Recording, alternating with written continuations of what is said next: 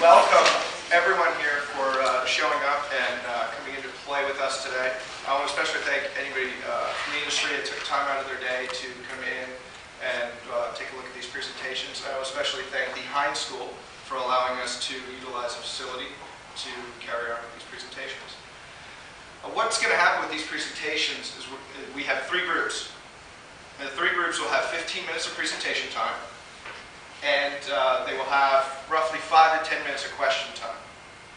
And at 5 minutes, Sharon will have the 5-minute card, and at 1 minute, we'll have the 1-minute card. All right, so just be aware of that. And what these presentations are for is basically, actually a lot of reasons. We want the students to really have an understanding of what each project is, and anyone from the industry to know what we're doing and what's going on at the ETC. Also, it's a great way to get feedback on a project. You know, get that outside new look. That when you're in a group, when you're in a project, you're so focused on it. It's good to get that outside feedback. So that's why these presentations definitely are helpful. And feel free to ask questions and comments during the Q&A period. And without any further ado, I would like to bring up the Game Sketchers group. Right.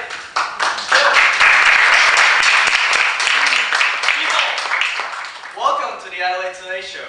I'm your host, El Delgado. That's me.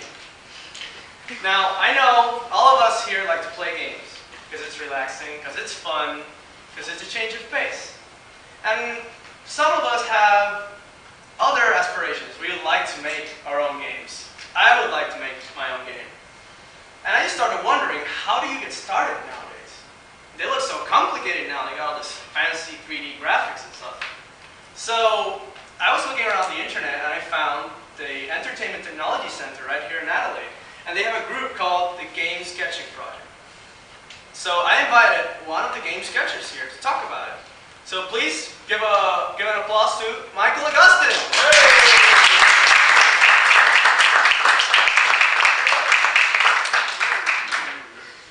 Hey. Hi, Al. How you doing? How's it going? Great, great. So, I think you have a video to show Yeah, us. we do. Could we play that? Yep. Right.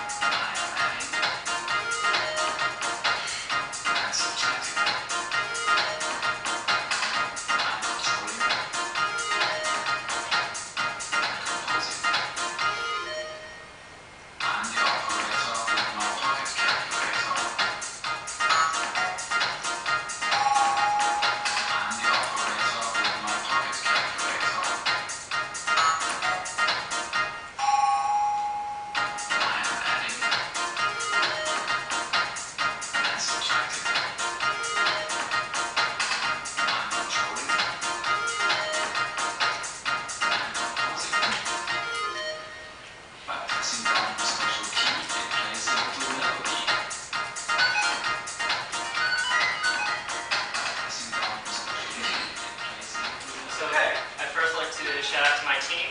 Our advisor is John Buchanan. Here we have Joshua Seaver. Tony Ortega is in the back somewhere. Gina Chang. And Albus, who's mysteriously not present here. Yeah.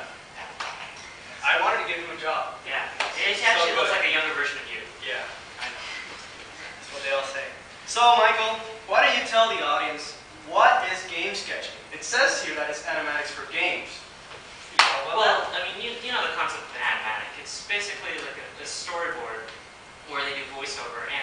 storytellers use this to establish the flow of, say, a cartoon or a movie before they actually go and film it. So what we want to do is get the concept of a sketch. You sketch, right? Yeah. Yeah. Very bad. So before you build a building, or if you do a painting, you would want to sketch it before you spend all the resources to actually make it, right? So what we want to do is do that for games. I mean, you play Pac-Man or Mario. I mean, early on, games were kind of like sketches. There wasn't much money invested in them, and you could just, make them interact. Well, right now, there's, billions of dollars spent on these games. Yeah. And They look like movies now. Yeah, they look like movies. Okay. And they spend like 2 to 4, 6 years on these projects, mostly because of artificial intelligence and physics. Whoa, what's artificial intelligence? Well, artificial intelligence is trying to get the characters on the screen to act like intelligent beings. Okay.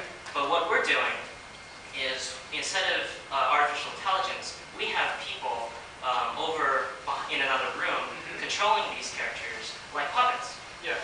So they kind of improv these things on the fly. Why do you think game sketching is important? Well, as I said before, it's to kind of save developers money. I mean, Okay. a lot of these projects are high risk, Yeah. and the only way to tell whether or not something's going to be a big hit is to look at what games have sold before and then make sequels of them. Right. So what we want to do is reduce that risk and allow game designers to explore these new areas and to innovate. Why haven't game designers done that before? Sounds very logical. Well, game designers, game developers have tried this with prototypes, but prototypes are usually like tech demos, where they'll build the AI or the physics, not really explore too much gameplay, and most of this is to impress investors who don't really understand game design. See, game designers are experts in their field. They are the ones that make decisions of what the game should be like. They know where to go, and we're helping them by providing the map. So this is a tool specifically for the game designer, right? Yes. Okay. Well, that's great, because I'm a game designer myself. Oh, I started yesterday, and I want to make a game for my daughter, see? okay. Yeah. She's afraid of monsters under her bed at night, All right. and she keeps wetting the bed, and I'm sick of doing laundry over and over again. Yeah, So that's I right. came up with this. I told her, all right, there's no monsters in the bed, okay? You're going to beat them every day with the help of the Tooth Fairy. Okay, I'm going to make this game where you and the Tooth Fairy beat the monster. All right? Okay. So I made some art. It's very, very beautiful art. It took me a long time. Okay. So let's see it. It's so here's my girl. Yeah. Okay. Yeah. And here's a monster. Okay. Right. And there's a Tooth Fairy. Okay. Okay. And they're gonna be in a room, right? All right. That's her room. All right. Right. You like my art? Oh. It's great. Okay. Okay. So how would you? So those are the things I'm giving you. Giving you the 3 characters and the environment. How do you make a game sketch? So actually, we've completed the first step in the process, which is to actually get the elements of what is actually going to be in the game. Okay. So what we're going to do is step 2, which is going to require a little bit of improv. Improv stands for improvisational acting. Like the dancing you were Yeah, doing? it's Okay. kind of like coming up with stuff on the fly, kind of like what we're doing now. Cool. Okay, so I want you